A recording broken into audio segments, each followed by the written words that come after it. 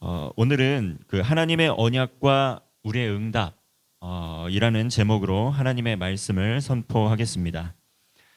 교회에 부임하고 나서 크고 작은 이런 공사들을 했습니다. 목양실에 있는 짐을 온 성도님들 함께 모여서 열심히 정리를 했고요. 그리고 또 목양실과 또 출입문 바닥, 이 복도에 있는 이 바닥 데코 타일을 교체하는 작업도 완료를 했습니다. 그리고 지난 주간에는 목양실을 또 도색 작업을 했고 또 교회 간판도 설치를 완료했습니다.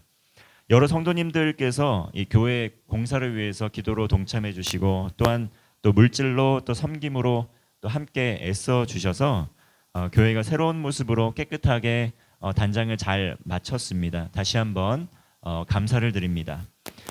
저는 이렇게 예배당이 새롭게 바뀐 모습을 보면서 정말 기쁘고 즐거웠는데요. 또 여러 성도님들 함께 즐거워하는 모습, 기뻐하는 모습을 보면서 저 역시 너무도 더 기쁨이 배가 되는 것을 느꼈습니다. 마침 역대하 말씀을 묵상을 하면서 이 솔로몬 왕도 이 여호와의 전을 건축했고 또 왕궁 건축을 마쳤는데요. 정말 예배당을 부분적으로 보수하고 또 새 단장을 해도 이렇게 기쁜데 성전 건축을 완공했던 또 솔로몬, 또 궁궐을 완공했던 솔로몬 얼마나 기뻤을까 한번 같이 생각해 보는 시간을 가졌습니다. 정말 그 마음에 은혜가 있고 감격이 넘쳤을 것입니다. 아버지 때에서부터 수건이었던 그 사업이 솔로몬에 대해 이르러서 수십 년이 지나서 완료가 됐는데 얼마나 기뻤겠습니까? 이렇게 성전 건축을 마치고 언약궤를 또 성전으로 옮기고 또 성전 안에 여호와의 영광으로 가득 찼습니다. 또 간절한 마음으로 하나님께 기도를 드리고 낙성식을 했는데요. 이 낙성식이라는 말이 조금 어려운데 낙성이라는 것은 완전히 완료하고 마치다라는 뜻입니다. 그래서 성전 건축을 완전히 마쳤다라고 하는 이 낙성식을 했습니다. 이 오늘날로 이 준공식이나 입당 예배라고 할 수가 있겠지요. 솔로몬은 아버지 때에서부터 이렇게 간절하게 수건 사업이었던 하나님을 높여드리고 영광 올려드리려고 했던 그 사업을 완료했습니다. 정말 얼마나 뿌듯하고 기뻤겠습니까? 자, 그날 밤에 하나님께서 이 기뻐하는 솔로몬, 또 하나님 앞에 간절하게 기도했던 솔로몬에게 밤중에 찾아오셨습니다. 다가오셨죠. 그리고 하나님께서 약속을 해주십니다. 바로 이 성전을 하나님께서 임재하시는 성전 삼아주시겠다고 솔로몬에게 약속을 해주십니다. 우리 12절 말씀 함께 읽겠습니다. 12절입니다. 밤에 여호와께서 솔로몬에게 나타나사 그에게 이르시되 내가 이미 내 기도를 듣고 이곳을 택하여 내게 제사하는 성전을 삼았으니, 이렇게 하나님을 사랑하는 마음으로 정성껏 성전을 완공을 하고 정말 최고의 건축 자재를 사용해서 성전 건축을 마쳤습니다.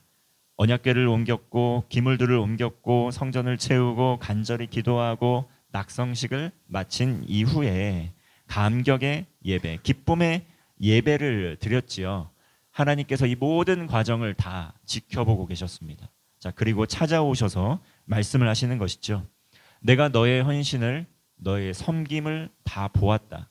그리고 너의 기도를 들었다.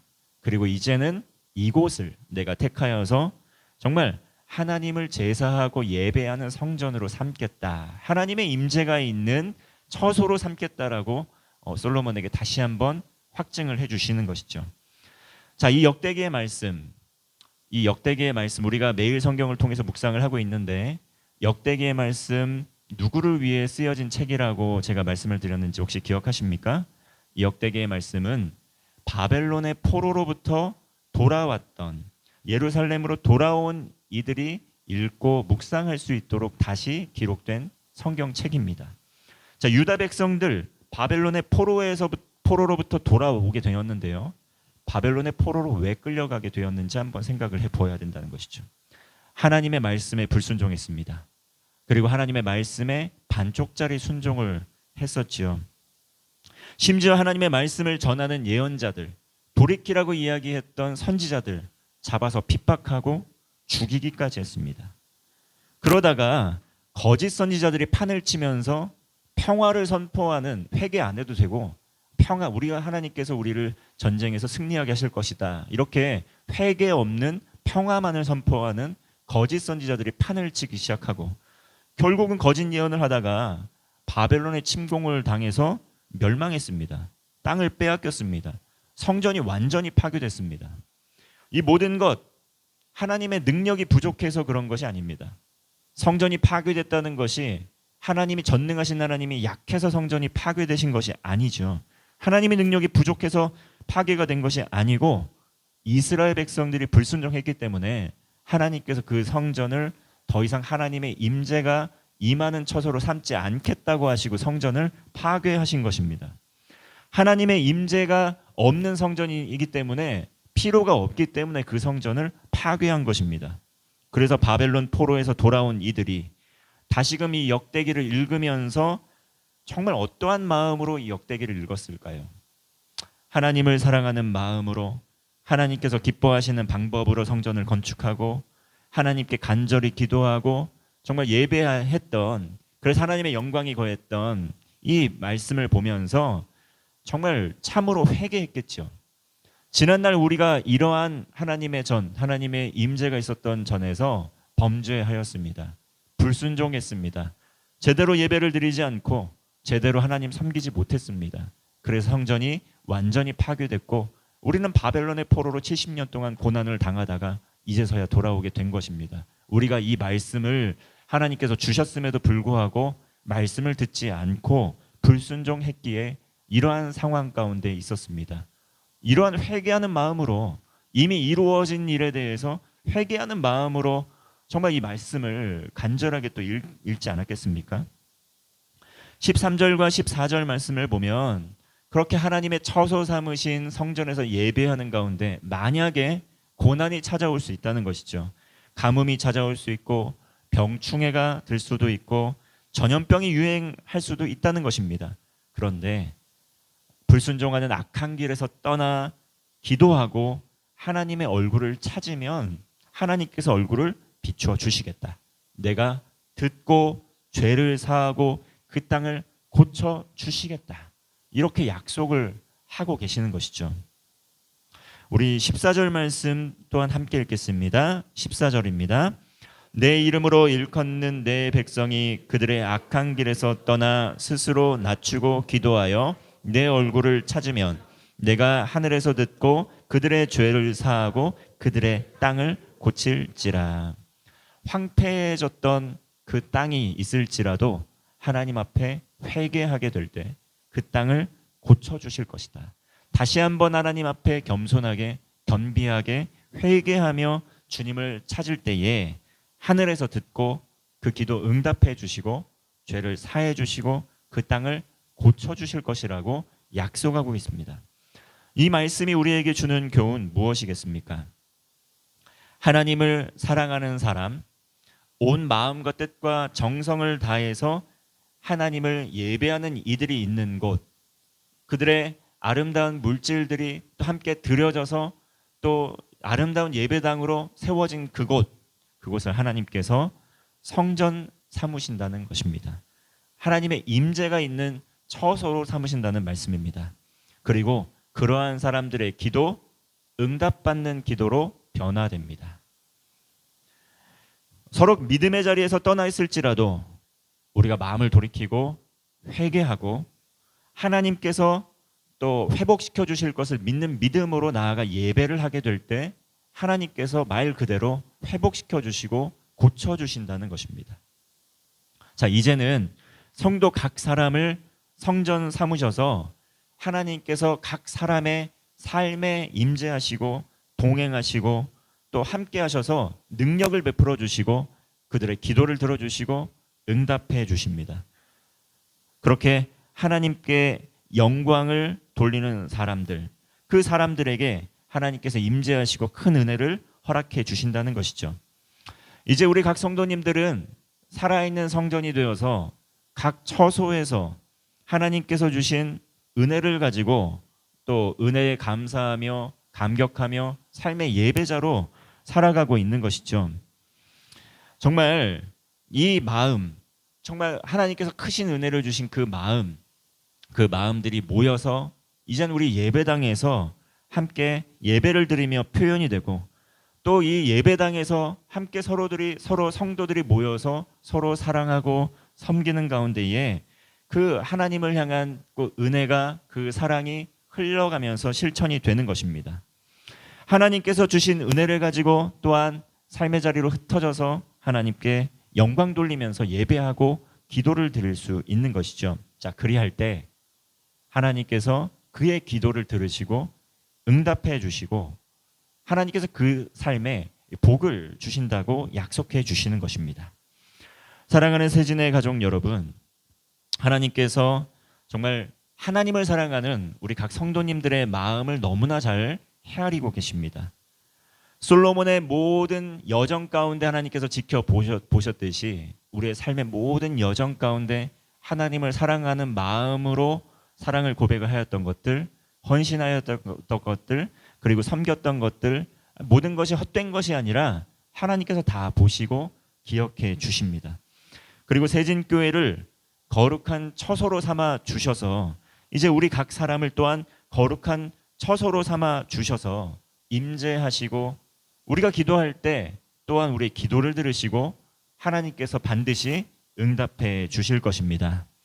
비록 우리가 어려운 일을 당하고 있을지라도 변함없는 마음으로 신실하신 하나님을 믿음으로 하나님을 사랑하며 하나님을 예배하는 성도의 삶이 되시기를 바랍니다. 이렇게 신실하게 성실하게 하나님을 사랑하고 정말 영광 돌리는 하나님의 사람들, 하나님의 눈길이, 하나님의 손길이 그의 삶과 함께한다 약속하고 있습니다. 그의 기도를 들으시고 그의 신음소리를 들으시고 역사하시고 일하셔서 정말 놀라운 일들을 그의 삶을 통해 이루어 주신다는 것이죠. 풍성한 간증거리를 만들어 주신다는 것이죠. 정말 홍해를 건너게 하시고 또 때로는 요단강을 건너게 하시기도 한다는 것입니다. 하나님의 도우심을 통해서 가나안 땅을 정복했던 이스라엘 백성들, 어디 그들의 힘만으로, 그들의 노력만으로 가나안 땅을 정복했습니까? 아니죠. 하나님의 도우심을 통해서, 또 하나님께 간절히 기도할 때 그 기도를 들으시고 응답해 주셔서 약속의 말씀대로 가나안 땅을 정복할 수 있었던 것입니다. 그래서 앞으로 우리 세진교회에서 정말 하나님께서 주신 그 은혜들, 정말 살아계신 하나님의 역사하심을 또 삶에서 경험을 많이 하실 텐데, 또 그러한 은혜들을 또 간증으로 함께 나누는 시간을 가지면 참 좋겠습니다. 살아계시고 지금도 역사하시는 하나님께서 여전히 우리의 기도를 듣고 계시고 여전히 우리의 삶을 통해 일하고 계시고 역사하시기에 그 은혜를 나눌 때에 그 기쁨이 더욱더 배가 되는 것입니다. 자, 그런데 하나님께서 솔로몬과 언약을 맺으실 때에, 또 하나님과 진실한 언약을 맺을 때에 조건을 말씀해 주신 것이 있습니다. 조건이 있습니다. 자, 17절과 18절 말씀 제가 읽겠습니다. 내가 만일 내 앞에서 행하기를 내 아버지 다윗이 행한 것과 같이 하여 내가 내게 명령한 모든 것을 행하여 내 율례와 법규를 지키면 내가 내 나라 왕위를 견고하게 하되 전에 내가 내 아버지 다윗과 언약하기를 이스라엘을 다스릴 자가 내게서 끊어지지 아니하리라 한 대로 하리라. 자, 조건이 있는데요. 만일 하나님 앞에서 아버지 다윗과 같이 행하여 명령한 모든 것을 행하고 율례와 법규를 지킨다면 왕위를 견고하게 해줄 것이다, 이렇게 약속을 하고 있는 것이죠. 그렇게 할 때 나라가 강해지고 왕위가 견고해지고 다윗에게 언약한 것처럼 이스라엘을 다스릴 자가 끊어지지 않도록 할 것이다 라고 약속을 하고 있습니다. 이 하나님께서는 무조건적인 하나님이신데 왜 조건을 달고 계시는지 아마 의아하게 생각이 되실 수 있습니다. 왜 하나님께서 이 조건적인 사랑을 언급하시는지 의아하실 수 있습니다. 그런데 우리가 오해하지 말아야 할 것은 하나님께서 우리를 무조건적으로 택하셔서 구원해 주셔서 천국 백성 하나님의 자녀가 됐습니다. 자, 그런데 그 이후에 하나님께서 주신 복을 누리는 것은 하나님의 말씀을 삶에서 실천하는 것을 통해 이루어진다는 것이죠. 하나님께서 복을 누릴 수 있는 권한을 주셨고 실제로 복을 누릴 수 있는 삶의 법칙, 신앙의 원리가 바로 하나님의 말씀에 있다는 것입니다. 건강에 빗대어 한번 생각을 해볼 수 있습니다. 젊었을 때 아무리 건강한 사람도 계속해서 심한 음주를 하거나 담배를 피우거나 잘못된 식습관을 가지고 있으면 어떻게 됩니까? 결국은 건강을 상하게 되지요. 이 때문에 또한 관계가 깨지기도 합니다. 여러 방면에서 관계가 깨지기도 합니다. 자, 마찬가지로 하나님께서 우리에게 율법을 주신 것은 이 땅을 살아가는 가운데에 온전하게 하나님을 사랑하고 또 온전하게 이웃을 사랑할 수 있도록 알려주신 신앙의 원리이자 법칙입니다. 자, 우리를 사랑하시기 때문에 이 율법의 말씀을 준행하며 살아가게 될 때 하나님 나라의 복을 누릴 수 있다라고 우리에게 알려주신 것이죠. 자, 이와 같이 하나님께서 말씀해 주신 율법을 지키며 준행하며 살아가게 될 때 또 하나님을 사랑하고 더욱더 이웃을 온전하게 사랑하는 가운데에 하나님께서 말씀하신 형통한 삶을 살 수 있다라고 말씀하시는 것입니다. 자, 그래서 이 땅을 살아가는 그리스도인들 형통한 삶을 살기 위해서 우리가 무엇을 알아야 되냐면 하나님의 말씀을 알아야 됩니다.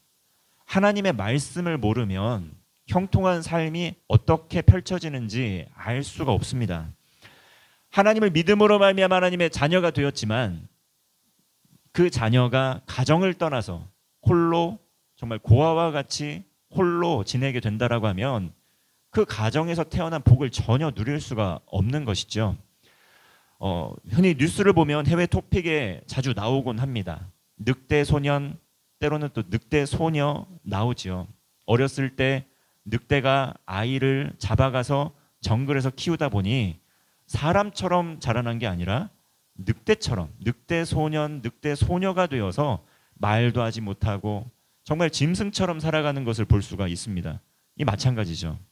하나님을 떠난 우리, 하나님의 집을 떠난 우리, 마치 늑대 소녀, 늑대 소년이 정말 세상의 법칙을 따라서 자기가 사람인데도 불구하고 늑대처럼 살아가는 것처럼 하나님의 사람답게 살아갈 수가 없다는 것이죠. 정말 우리는 그러하게 하나님의 뜻을 알기에 힘을 써야 됩니다. 하나님의 말씀에 순종할 때에 정말 하나님께서 약속하신 형통한 삶을 사는 복을 누릴 수가 있습니다. 우리는 예수님을 사랑해야 된다는 것 잘 알고 있지만 어떻게 사랑해야 되는지를 잘 알지 못합니다.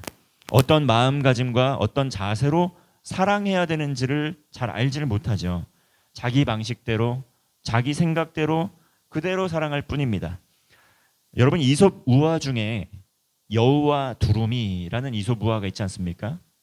서로 잘 접대하고 싶은 마음이 있었겠지요.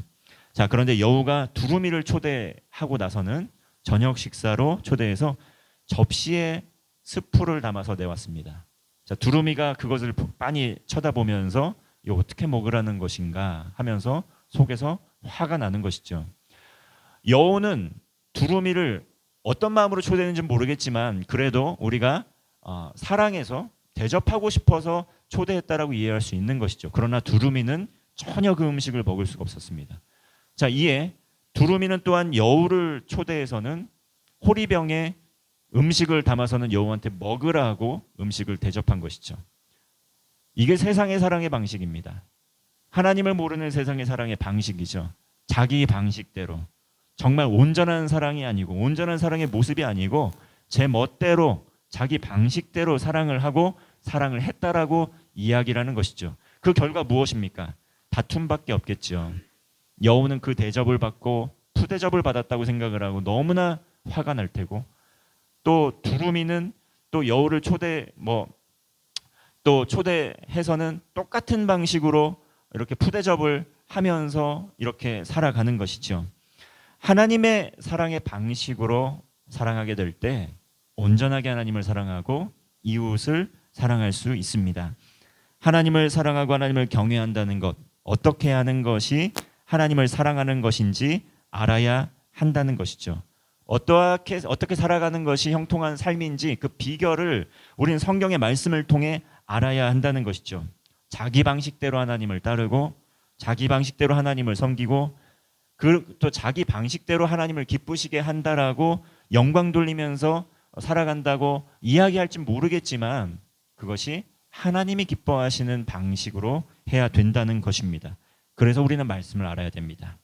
하나님의 마음, 그 뜻을 아는 지혜와 지식을 얻기에 기도를 해야 합니다. 그러나 이러한 삶의 자리에서 떠나가게 된다면 어떻게 될까요? 이 떠나가게 된다면 하나님께서 모든 복을 거두어 가시겠다라고도 말씀을 하십니다. 자, 불순종에 따른 결과를 말씀합니다. 우리 19절과 20절 말씀 함께 읽겠습니다. 시작.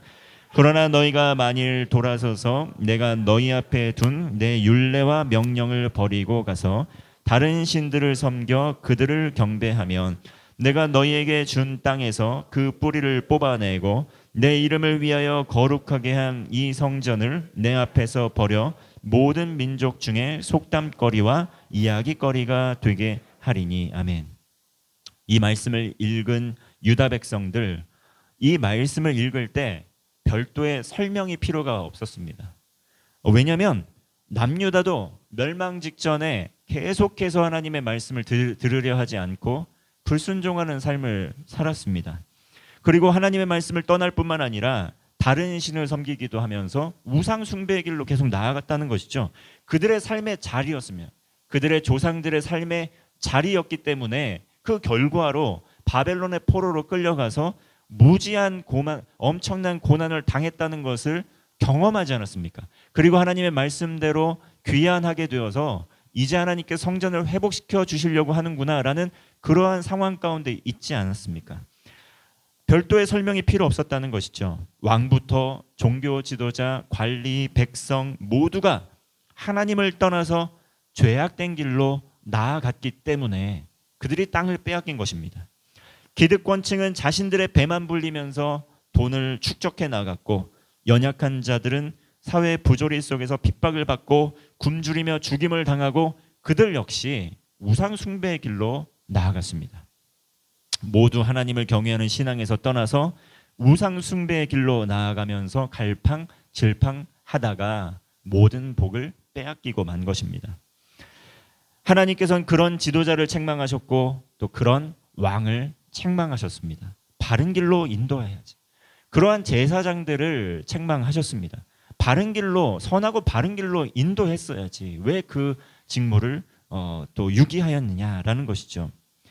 유다 백성들은 이 때문에 나라가 망하고 포로로 끌려가게 되었다는 것을 너무나도 잘 알고 있었습니다. 삶에서 경험했기 때문이죠. 아무리 성전이 높고 아무리 성전이 견고해도 하나님께서는 우상 숭배하는 자들을 미워하십니다. 그들에게 절대로 복을 주시지 않습니다. 심지어 재앙을 내리기까지 하신다라는 것이죠. 왜냐하면 그들을 사랑하시기 때문입니다. 그대로 두면 영원히 죽을 수밖에 없는데 영원히 죽도록 하지 않기 위해서 그들을 심판하시고 때로는 재앙을 내려주셔서 바른 길로 돌아갈 수 있도록 길을 열어주시는 것이죠. 그러므로 하나님의 심판은 하나님의 사랑에서 비롯된 것이라는 겁니다. 우리가 우리의 자녀들, 오늘날 우리의 자녀들에게는 정말 바른 길로 나아갈 수 있도록 관계가 틀어지고 나빠질 것을 알지만 정말 사랑의 마음으로 끊임없이 잘못된 길로 갈 때 책망도 하고 화도 내기도 하고 혼을 내기도 합니다. 그런데 다른 집의 자녀 어떻게 생각합니까? 다른 집의 자녀들 우리가 불러다가 책망하고 꾸짖고 뭐 끝까지 잘할 수 있도록 관계가 나빠지더라도 끝까지 붙들면서 그렇게 합니까? 하지 않죠. 그들의 삶 그대로 가다가 뭐 그 책임을 당하겠지. 뭐 이런 것입니다. 다시 말하면 하나님께서 우리를 책망하시고 우리를 심판하시고 우리에게 회개 말씀을 하신다는 것은 하나님께서 우리를 자녀 삼아 주셨기 때문입니다. 하나님의 가장 귀한 자녀이기 때문에 이 말씀을 해 주시는 것입니다. 하나님께서는 우리를 구원에 이르기를 원하시기 때문에 회개의 말씀을 심판의 말씀을 선포해 주시는 것이죠. 이제 유다 백성들 돌아와서 이 말씀을 읽을 때 구구절절하게 그 하나님의 말씀의 엄중함을 느낄 수밖에 없습니다. 오늘날 유대인들 이 구약의 말씀을 붙들고 과거의 일을 반복하지 않기 위해서 목숨 걸고 이 신앙을 지키기 위해서 전쟁도 하고 있습니다. 목숨 걸고 이 신앙을 지키기 위해서 살아가고 있습니다. 자, 이 말씀은 개인과 공동체 모두에게 해당되는 것입니다.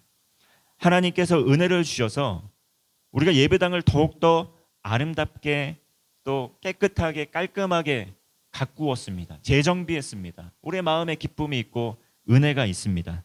자, 이렇게 하나님을 사랑하는 마음, 우리가 또 주님의 예배 처소를 사랑하는 마음 하나님께서 알아주시리라 믿습니다.